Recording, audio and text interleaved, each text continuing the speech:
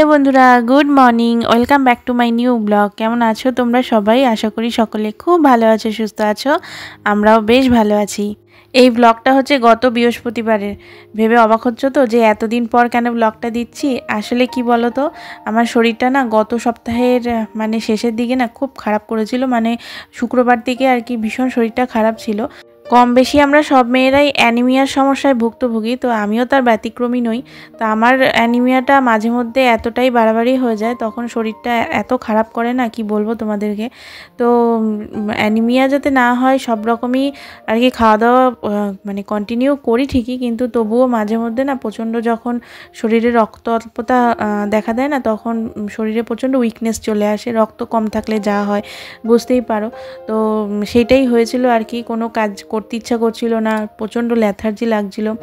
তো ভিডিও বানিয়ে রেখেছি, এডিট করব, সেটাও করে উঠতে পারিনি। যার কারণে তোমরা নোটিস করেছো যে গেল সপ্তাহের মানে বৃহস্পতিবারের পর থেকে আমি সেরমভাবে কিন্তু চ্যানেলে অ্যাক্টিভ থাকতে পারিনি।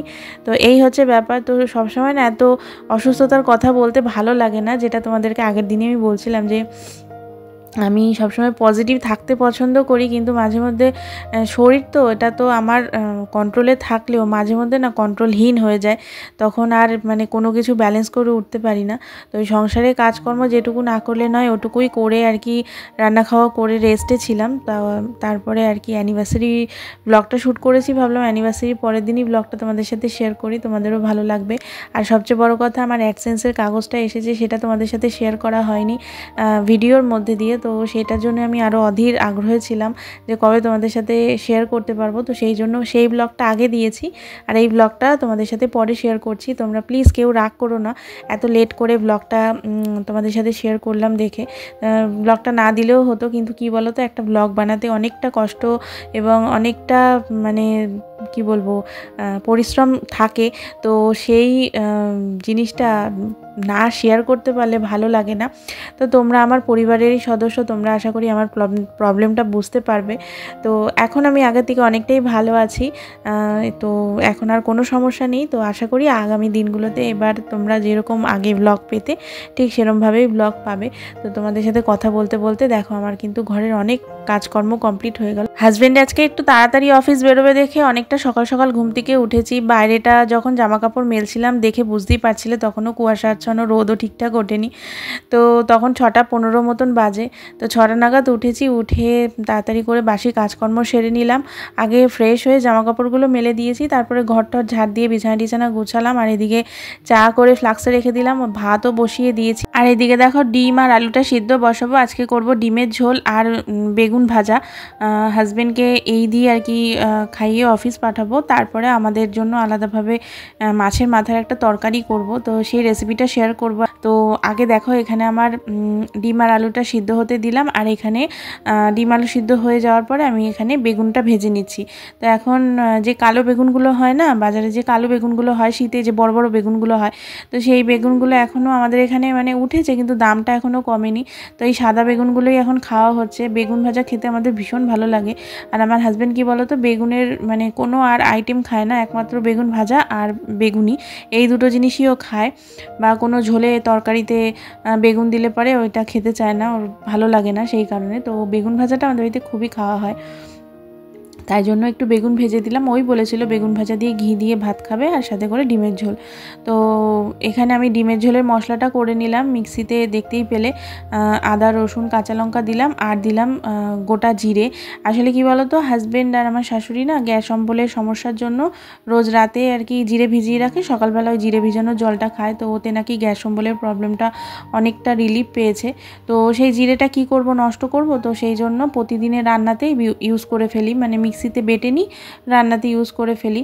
তো সেই জন্যই আর কি ওই জিরেটা আর কি ধুয়ে রাখা ছিল, ওই জিরেটাই আর কি বেটে নিলাম। আর এখানে আমার বেগুন ভাজাটা হয়ে গেছে। বেগুন ভাজাটা নামিয়ে আমি ডিমটাও সিদ্ধ হয়ে গেছিলো, ডিমটা ছাড়িয়ে বেশ সুন্দর করে কাট করে ডিমগুলোকে একটু নুন হলুদ মাখিয়ে রাখলাম।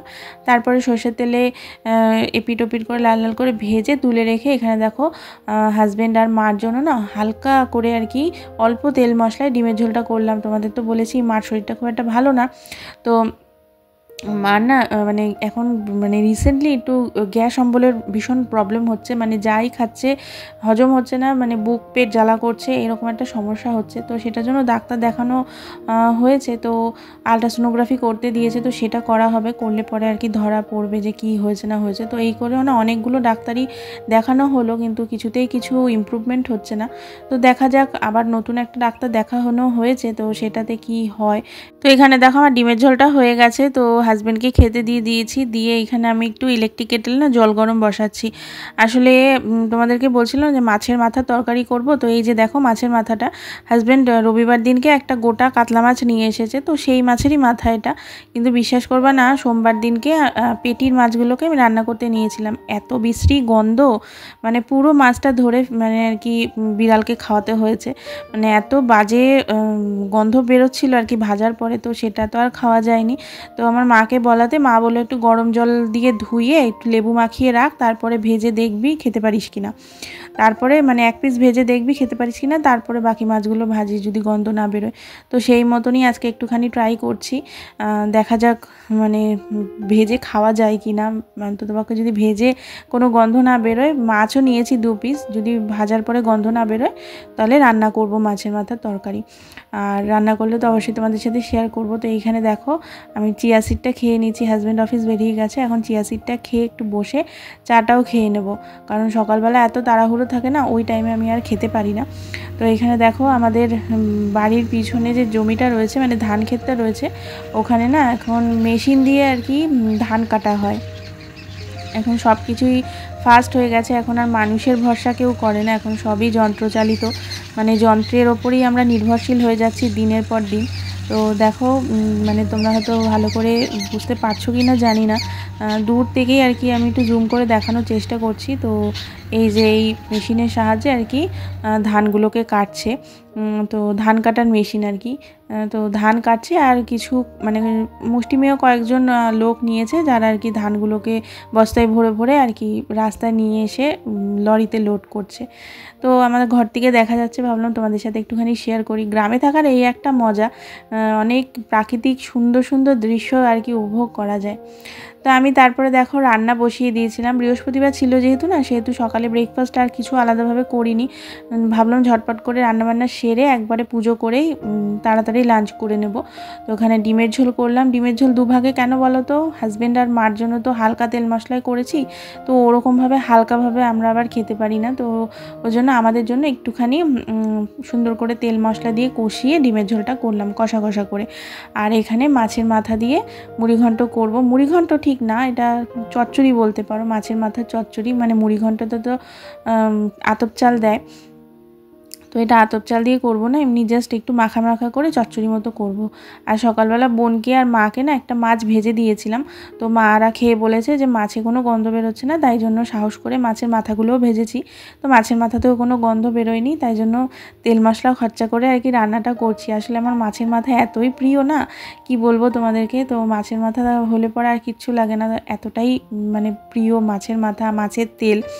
তো সেই জন্যই আর কি রান্নাটা করছি। তো দেখে বুঝতেই পারছো, প্রথমে তো মাছটাকে নুন হলুদ দিয়ে, মানে মাথাটাকে আর কি নুন হলুদ দিয়ে ভালো করে ভেজে নিয়েছিলাম লাল লাল করে, তারপরে সর্ষের তেলের মধ্যে গোটা গরম মশলা তেজপাতা ফোড়ন দিয়ে পেঁয়াজ আর টমেটো একটু ভাজা ভাজা করে আদা রসুন কাঁচা লঙ্কা পেস্ট একটুখানি কষিয়ে নিয়েছিলাম, তার মধ্যে গুঁড়ো মশলা দিয়েছি, নুন হলুদ একটু লঙ্কার গুঁড়ো, আর জিরেটা তো পেস্ট করে দিয়েছিলাম, একটু কাশ্মীরি লঙ্কার গুঁড়ো আর একটু টমেটো কেচাপ দিয়ে মশলাটা ভালো করে কষিয়ে ওই আলু সেদ্ধ করে রেখেছিলাম ডিমের জন্য, সেই আলুই কিছুটা দিয়েছি, দিয়ে একটুখানি মানে মশলাটার সাথে কষিয়ে তারপর দিয়ে দিয়েছি ভেজে রাখা মাছের মাথাগুলো, দিয়ে একটুখানি কষালাম, কষিয়ে কয়েকটা গোটা কাঁচা লঙ্কা দিয়ে দিয়েছিলাম একটু ঝাল ঝাল যাতে হয়, আর অল্প একটু সামান্য জল দিলাম, দিয়ে একটু ভালো করে কষিয়ে নামানোর আগে ঘি আর গরম মশলা দিয়ে একদম শুকনো শুকনো মাখো মাখো করে নামিয়ে নিয়েছি। তো এটা দিয়ে গরম ভাত খেতে খুব ভালো লেগেছিলো। পচা গন্ধওয়ালা মাথা হলে কি হবে, মানে গন্ধ বেরোয়নি, মানে মাছটা দিয়ে তো গন্ধ, সেই জন্যই বললাম আর কি। যাই হোক, তো রান্নাবান্না তো কমপ্লিট, রান্নাঘর পরিষ্কার করে না ভাবলাম একটুখানি চা খেয়ে নিই, চাটাই শীতকালে বেশ ভালোই লাগে, তো একটুখানি দুধ চা খেয়ে একটুখানি মার সাথে ফোনে গল্প করলাম, করে চলে এসেছি নিচে কিছু কাজকর্ম আছে সেগুলো কমপ্লিট করতে। তোমাদের তো বলি নিচের ঘরগুলো মানে ওপরের ঘরের মতো মাঝে মধ্যে একটু পরিষ্কার করতে হয়, নয়তো নিচের ঘরগুলো কে পরিষ্কার করবে আমি ছাড়া।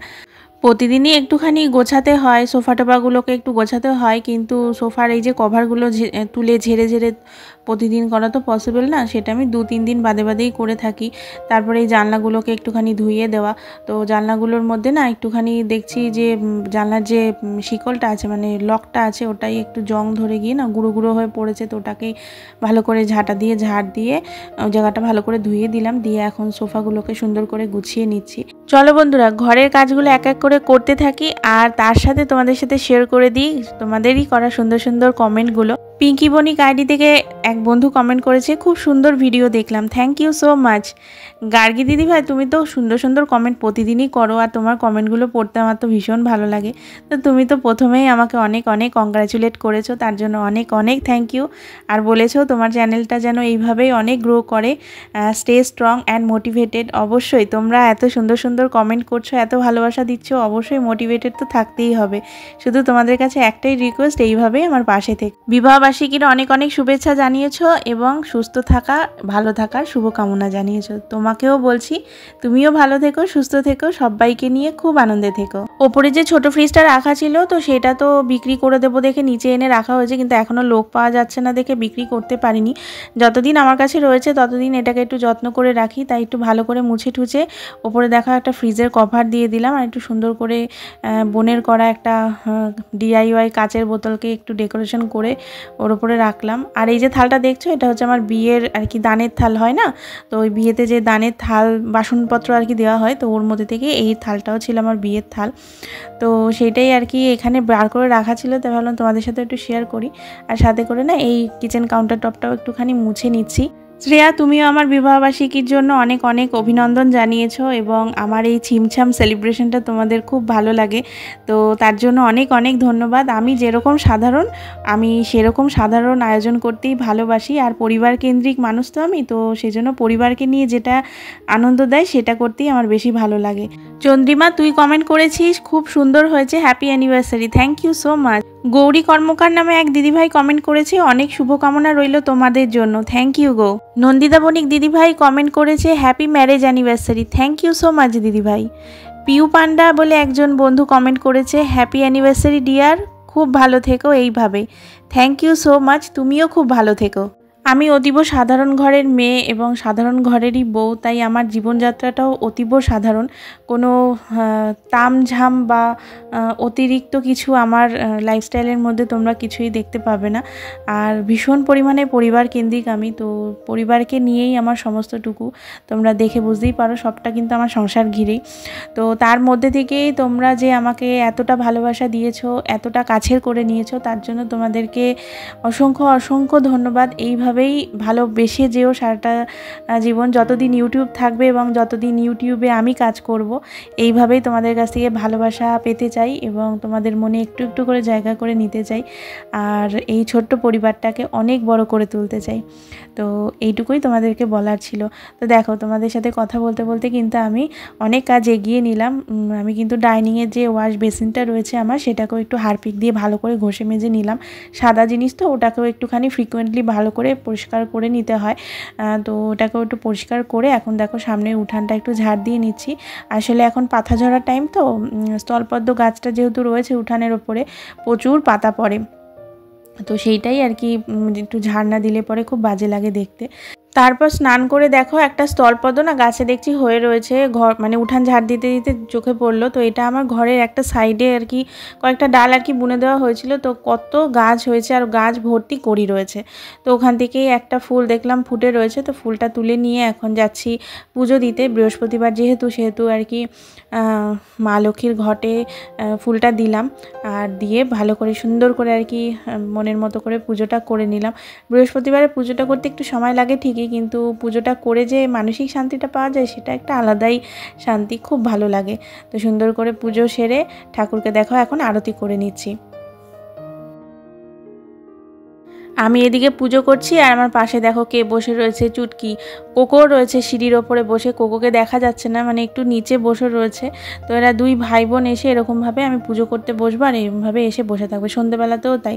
তো কী যে পায় বুঝি না, দেখো গায়ের মধ্যে কেমন গা ঘষছে, খুব ভালোও লাগে আমার। তো যাই হোক, চলো এর সাথে সাথে বন্ধুরা আজকের এই ব্লগটাকেও এখানেই এন্ড করছি। এরপর ওপরে গিয়ে খাওয়া দাওয়া সারবো আর ব্লগটাকে বেশি বড় করব না। তোমাদের আজকের ব্লগটা কেমন লাগলো অবশ্যই একটা কমেন্ট করে জানিও, একটা লাইক করে যেতে ভুলো না। তোমাদের একটা লাইক এবং সুন্দর সুন্দর কমেন্টগুলো আমাকে নেক্সট ভিডিও বানানোর জন্য অনেক অনেক বেশি মোটিভেট করে। চ্যানেলটা সাবস্ক্রাইব না করে থাকলে অবশ্যই করে দিও, আর খুব বেশি ভালো লেগে থাকলে ফ্রেন্ডস ফ্যামিলির সাথেও ভিডিওগুলোকে শেয়ার করতে পারো। তোমাদের সাথে দেখা হচ্ছে নতুন আরও একটি ইন্টারেস্টিং ব্লগে। সকলে খুব ভালো থেকো, সুস্থ থেকো আর সাবধানে থেকো। টাটা।